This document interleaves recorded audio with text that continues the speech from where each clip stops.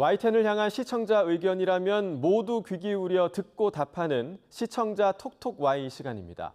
오늘 주목한 시청자 의견을 AI 앵커 Y온이 소개해드립니다. 지금 바로 만나보시죠. 안녕하세요. AI 앵커 Y온입니다. 오늘의 첫 번째 주제는 명농형 태양광에 대한 시청자 의견을 들어봤습니다. 자세한 내용 지금 바로 보시죠.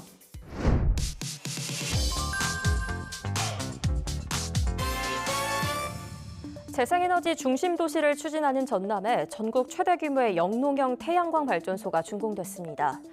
국내에서 최대 규모의 영농형 태양광 발전을 준공했다는 소식을 전한 리포트가 있었습니다. 풍부한 일조량 덕분에 예부터 염전이 많기로 이름난 고장입니다. 소금기 때문에 벼농사에는 다소 어려움이 있는 논 위에 태양광 시설이 들어섰습니다. 모두 3메가와트 가운데 1단계가 준공된 영농형 태양광 시설은 주민이 스스로 조합을 만들어 추진해 의미가 남다릅니다.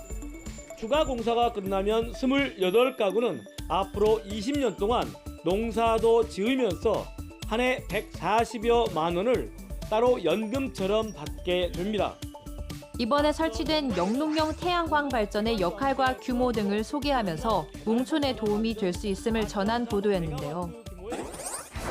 전국 최대 규모의 영농형 태양광 발전소 준공에 대해 보도하면서 농사를 지으면서 추가적인 소득을 창출할 수 있다고 전했는데 영농형 태양광의 구체적인 전망과 특징이 궁금하다는 시청자 의견이 있었습니다. 시청자 톡톡아이에서 영농형 태양광의 전망과 특징 등에 대해 알아봅니다. 보도에 소개된 영농형 태양광은 2017년 국내 최초로 상용화에 성공한 후 일본의 30여 개소를 포함해 강진 영광, 해남 영암 등에 지속해서 설치하는 등 보급을 확산하고 있습니다. 영농형 태양광 시스템의 핵심은 태양 추적식 트래커인데요. 태양의 위치에 따라 태양광 패널 각도를 자동으로 조절해 고정식 대비 15에서 30%의 높은 일사량을 확보할 수 있다고 합니다. 이를 통해 발전 효율을 극대화할 수 있을 뿐 아니라 원격 제어 기능까지 더해져 고령 농민들도 PC나 스마트폰을 통해 손쉽게 작동 상태를 점검하고 제어할 수 있는데요. 자연재해에 대한 피해도 최소화할 수 있습니다. 강풍이나 폭설에 대비한 자동 안전 모드까지 탑재돼 태풍이 접근하면 패널을 수평으로 눕혀 바람 하중을 줄이고 폭설 시에는 패널을 가파르게 세워 쌓인 눈이 미끄러져 내려가도록 합니다. 트래커의 구동 부품은 밀폐형 구조로 설계돼 모래바람이 심한 지역이나 폭우 등 악천후에서도 안정적인 작동이 가능한데요.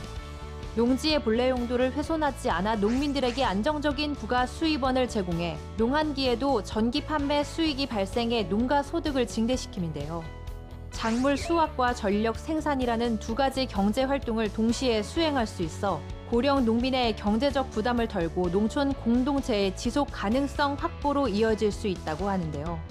신재생 에너지 기반 사업이라는 점에서 청년 세대의 귀농 귀촌 유도와 지역 일자리 창출에도 긍정적인 영향을 미치고 있다고 합니다. 다음으로 시청자 톡톡과의 두 번째 주제는 미국 약값 정책에 대한 시청자 의견을 들어봤습니다. 어떤 내용을 담고 있는지 이어서 확인해 보시죠.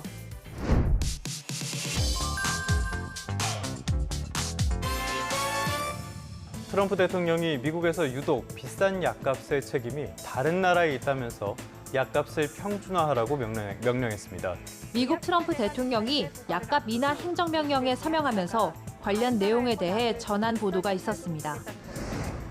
트럼프 대통령은 미국 무역 대표와 상무부 장관에게 다른 나라가 약값 책정에 관여하지 못하게 하라고 지시했습니다. 미국 제약사가 외국에서 약을 더 비싸게 팔 수 있도록 미 정부가 나서 지원하겠다는 겁니다. 협조하지 않는 국가에는 보복관세를 부과하겠다고 경고했습니다.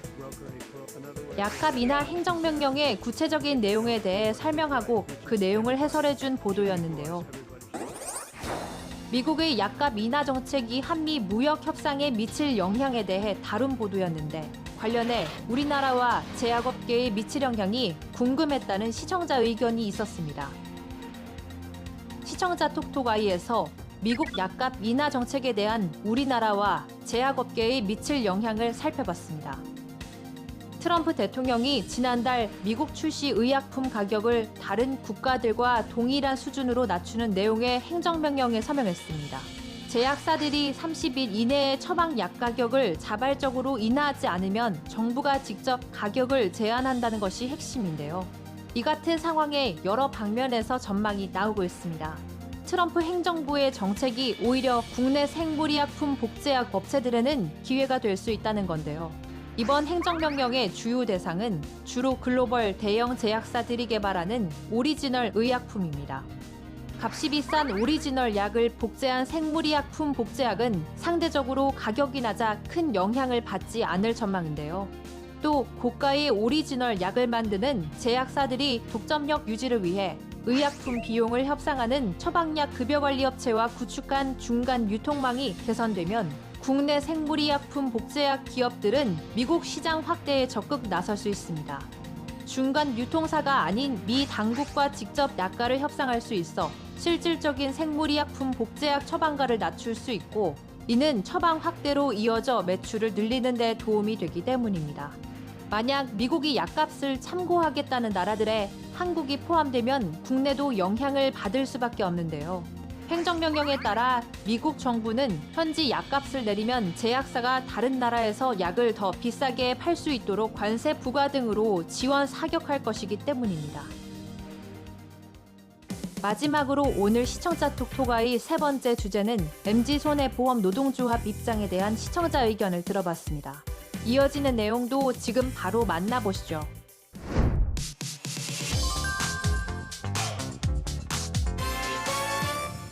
부실금융기관으로 지정돼 수차례 매각 협상이 진행되다 무산됐던 MZ손해보험이 결국은 폐업 수순에 들어갑니다.